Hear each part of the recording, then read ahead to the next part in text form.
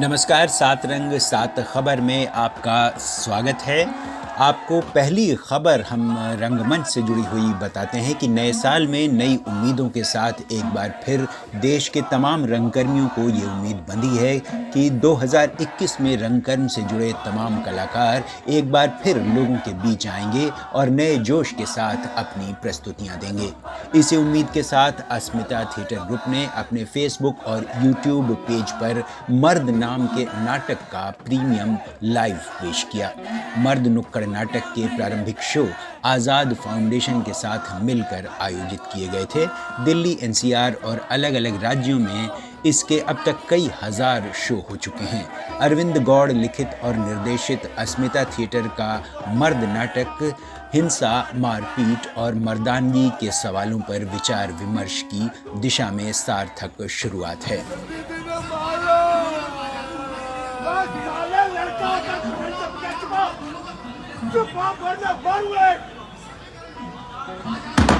देखो मेरी गुड़िया।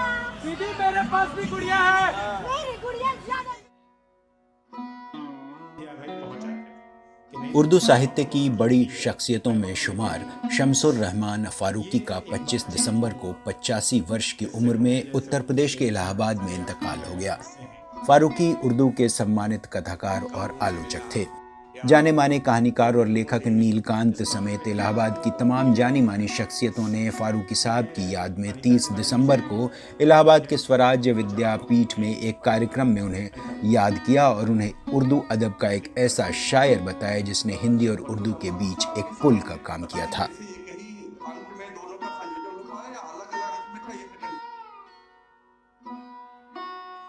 सरकार के किसान विरोधी रुख के खिलाफ न्यू सोशलिस्ट इनिशिएटिव ने लंबे समय से चल रहे किसान आंदोलन के समर्थन में देश के जाने माने लेखकों और कलाकारों को एक मंच पर लाने का काम किया।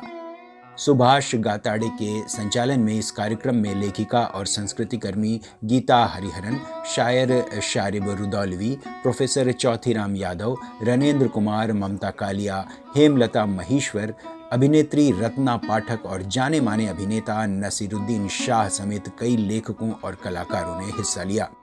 किसानों के साथ उन्होंने अपनी आवाज़ मिलाई और इस आंदोलन के समर्थन में सरकार के इस रुख का विरोध किया। नसीरुद्दीन शाह ने इस मौके पर एक कविता भी सुनाई। बोल अरियो धरती बोल, राज सिंहासन डामाडोल, नामी और मशहूर नहीं हम, लेकिन क्या मजदूर नहीं हम। नामी और मशहूर नहीं हम, लेकिन क्या मजदूर नहीं हम। धोखा और मजदूरों को दें, ऐसे तो मजबूर नहीं हम। मंजिल अपने पांव के नीचे, मंजिल से अब दूर नहीं हम। बोल अरियो धरती बोल, राज सिंहासन डामाडोल। बोल के तेरी खिदमत की है, बोल के तेरा काम किया है। बोल के तेरे फल खाए हैं, बोल के तेरा दूध पिया है। बोल के हमने हश्र उठाया, बोल के हमसे हश्र उठा है। बोल के हमसे जागी दुनिया, बोल के हमसे जागी धरती। बोल अरियो धरती बोल, राज सिंहासन डामाडोल। आइए महसूस करिए जिंदगी के ताप को। नफरत भरे इस माहौल में अगर कोई इंसानियत की बात करे तो बेशक ये एक बेहतरीन पहल कही जा सकती है। जन नाट्य मंच यानी इप्टा ने ये पहल की है और इस नए साल की शुरुआत से ये एक बेहतरीन काम होने जा रहा है। 3 जनवरी को इसकी शुरुआत हो रही है। इसी दिन देश की पहली महिला शिक्षक सावित्रीबाई फुले की जयंती भी है और इप्टा की ये जो पहल है वो आज के माहौल में भाईचारे और एकता की बात सिखाएगी और सांप्रदायिक सौहार्द की एक बेहतरीन कोशिश करेगी। आप देखिए कि इस पहल में आखिर है क्या इस वीडियो में। जवाब नहीं मिलते, मिलती है रोजी रोजगार की चिंता। हमारे पास भी शायद न हो कोई समाधान, लेकिन हमारे पास हैं कबीर के प्रेम के ढाई आखर, बुद्ध, नानक और संतों की करुणा, फूले अंबेडकर के ज्ञान का अभियान, समता, भाईचारा, बोलने की आजादी, वही तो है संविधान और यही है हमारी पाठशाला। लेखक और कहानीकार अरविंद कुमार ने अपने खास कार्यक्रम टी विथ अरविंद कुमार के दौरान बातचीत की मशहूर लेखिका ममता कालिया से। ममता कालिया ने अपने लेखन के बारे में, साहित्य के बारे में और आज के दौर के बारे में अरविंद कुमार से खुलकर बातचीत की और आज के दौर को बेहद खतरनाक बताया। मैंने इतनी कहानियां पढ़ रखी थी कि मुझे कहानी लिखने में जरा भी अड़चन नहीं हुई। कविता लिखने वाले कई बार प्रतीकों में उलझ जाते हैं, कई बार प्रयोगों में उलझ जाते हैं, जबकि कहानी और उपन्यास अपनी बात को सीधा कहने का एक साहस रखते हैं, मादा रखते हैं वो इसका। नए साल की शुरुआत के साथ ही कलाकारों में एक नया जोश देखने को मिला है और वो करीब 9 महीनों के बाद खुलकर अपनी कला का प्रदर्शन करने एक जगह जमा हो रहे हैं। ये पहल की है दिल्ली की national gallery of modern arts ने। 2020 की तमाम बंदिशों के बाद एनजीएमए ने नए साल के पहले शनिवार और रविवार से हर हफ्ते कलाकारों के लिए ये बेहतरीन और उत्साह बढ़ाने वाला सिलसिला शुरू किया है। पहले दिन इसके मुख्य अतिथि थे जाने माने पेंटर जतिन दास। एनजीएमए परिसर में इस कार्यक्रम की शुरुआत जतिन दास और एनजीएमए के महानिदेशक और मशहूर कलाकार अद्वैत गणनायक ने की और कलाकारों का हौसला बढ़ाया। कार्यक्रम की शुरुआत दोनों कलाकारों ने नगाड़ा बजाकर की और इस दौरान बेहतरीन सांस्कृतिक कार्यक्रम भी हुए।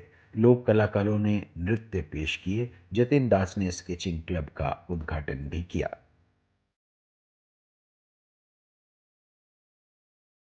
और चलते चलते सात रंग परिवार जाने माने कवि और उपन्यासकार विनोद कुमार शुक्ल को उनके 84वें जन्मदिन पर बधाई देता है। 1 जनवरी 1937 को छत्तीसगढ़ के राजनांदगांव में जन्मे शुक्ल ने प्राध्यापन को रोजगार के रूप में चुनकर पूरा ध्यान साहित्य सृजन में लगाया। उनका पहला कविता संग्रह 1971 में लगभग जय हिंद नाम से प्रकाशित हुआ। 1979 में नौकर की कमीज नाम से उनका उपन्यास आया, जिस पर फिल्मकार मणि कौल ने फिल्म भी बनाई।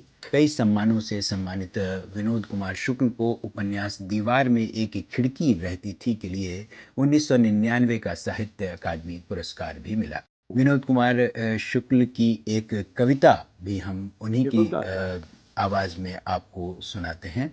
मेरा घर खुला छोड़कर मेरा दरवाजा कहाँ चला गया,